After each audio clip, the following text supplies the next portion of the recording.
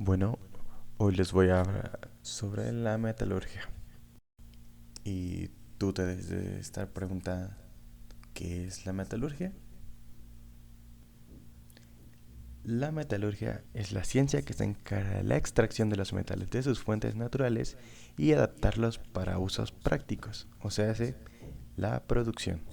Para comenzar esa historia, debemos regresarnos a la época griega, donde filósofos griegos, mientras enseñaban y creaban ideas para el entendimiento de la materia, se fueron desarrollando habilidades prácticas, como lo fue el procesamiento y trabajo de los metales. La historia del labrado de los metales comenzó mucho tiempo antes que la de su extracción, ya que muchos de ellos, como el oro, se encontraban en estado puro. Los metales preciosos fueron quizá los primeros en llamar la atención del hombre debido a su brillo, y por este mismo motivo fueron usados con fines de decoración.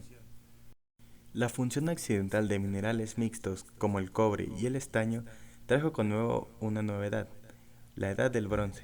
La Edad del Bronce se caracterizó más que nada por la creación de muchas de las herramientas que utilizamos hoy en día, y no solo por eso, sino también por el trabajo de los mineros en las oscuras minas.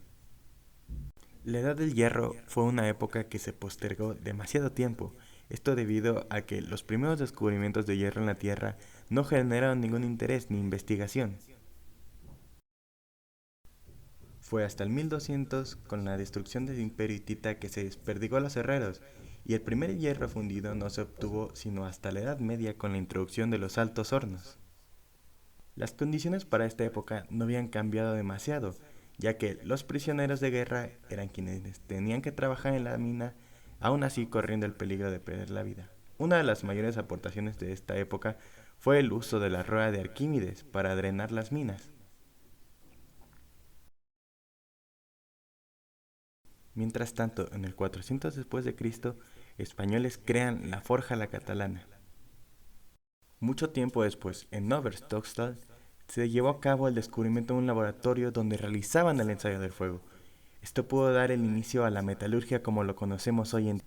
La revolución industrial que se llevó a cabo en la Gran Bretaña fue un hecho que marcó importantemente la historia de la industria,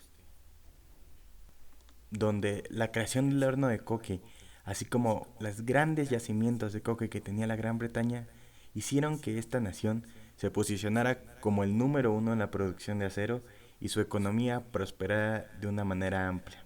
Pero bueno, tú te preguntarás, ¿y esto cómo se dio en México?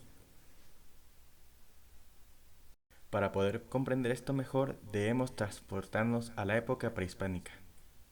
Aunque se suele decir que la minería comenzó con la llegada de los españoles, el Códice Mendoza nos dice que había 18 provincias tributarias de productos minerales y que la extracción de los metales se realizaba mediante excavaciones mineras formales.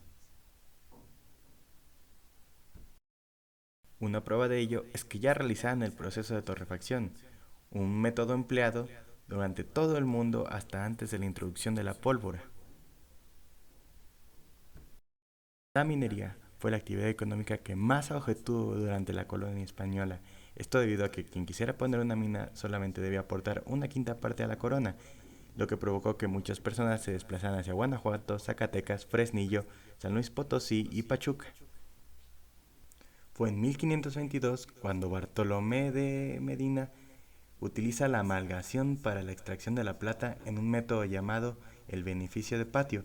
Cabe destacar que este método solo se utilizaría en América Latina y duraría más de 200 años. La minería del siglo XIX está basada en tres principales cosas. La primera, que la producción estaba dirigida solamente a la explotación de metales preciosos. La segunda es que la beta era de muy baja ley. Y la tercera es que había una gran cantidad de minas con una gran abundancia, tal así que la mina de Sajonia produjo 10.000 marros de plata, mientras que la de la Valenciana produjo 360.000. El rey Carlos III produjo el Real Tribunal de Minería y, años más tarde, asimismo creó el Colegio de Minería. En 1810 estalla la Guerra de Independencia en México, un hecho que trajo consigo consecuencias severas para la industria minera, bajando así su rendimiento. Mientras tanto, en Brasil se inauguraba la primera planta siderúrgica de toda América Latina. Es un hecho increíble pensar que mientras esto sucedía, nosotros nos estábamos matando. Después de la Guerra de Independencia, la inversión nacional era casi nula, por lo que en 1842 Santana declara el 0% de impuestos a la minería con tal de desarrollar la producción de acero. Esto sin duda atrajo el capital extranjero, como por ejemplo Londres, donde la bolsa de valores se llenó de valores mexicanos. El porfiriato fue una época de descubrimiento de un país incluso para los mexicanos, y en 1904 se fundó en Monterrey la segunda siderúrgica de México, casi 100 años después, que produjo 300 toneladas. No todo pudo ser bueno en esta época. En 1906 se dieron las huelgas de Cananea y Río Blanco, a la que muchos mineros se unieron, esto debido a las malas condiciones que vivían en la industria, que en su mayoría era de sector privado, pero esto cambió con el artículo 27 de la Constitución de 1917, ya que el gobierno se hace acreedor de todos los minerales del país. Alrededor de 1900, la inversión extranjera era un hecho, ya que muchas empresas de Estados Unidos llegaban a tener sedes en México. Esto provocó que en 1921, cuando Perkins y Kelly crean el método de flotación química, fuera rápidamente adoptado por México. Para 1923, la industria metalúrgica mexicana se concentraba un 85% en fundición y 15% en concentración.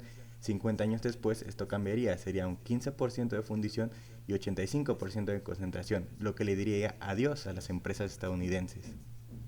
Así fue como la industria metalúrgica en México pasó de ser extranjera a ser una industria nacional, que se caracteriza por colocar su producto en mercados internacionales. En 60 años, México perdió su capacidad metalúrgica, heredó pueblos fantasmas de lo que antes eran pueblos mineros, vio reducida su capacidad de planeación y posiblemente de progreso social, al perder fuentes de trabajo local que obligaron a la migración masiva de sus habitantes a las grandes ciudades.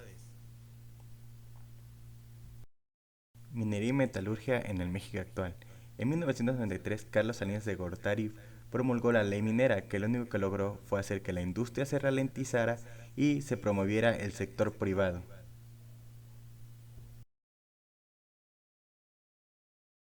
Para el 2010, México era el primer productor de plata y el onceavo productor de oro, pero por desgracia, mucho de este dinero queda en manos de la inversión extranjera. La industria minera ha sido de las más satanizadas en cuanto a la contaminación ambiental. Es el caso de Peñasquito, donde se realiza una extracción al aire libre. De los principales daños son el daño a la tierra, las sustancias tóxicas, así como el incumplimiento de los contratos de los mineros.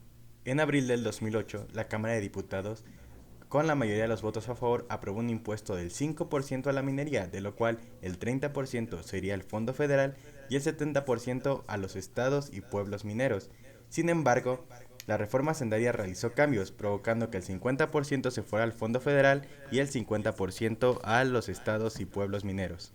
México es un país extremadamente rico, pero a pesar de que los empresarios de la industria minera han expresado su inconformidad y señalado los peligros, es importante considerar que el volumen de riqueza generado por esta industria no está siendo capitalizado de forma adecuada para el desarrollo del país y específicamente para las regiones mineras.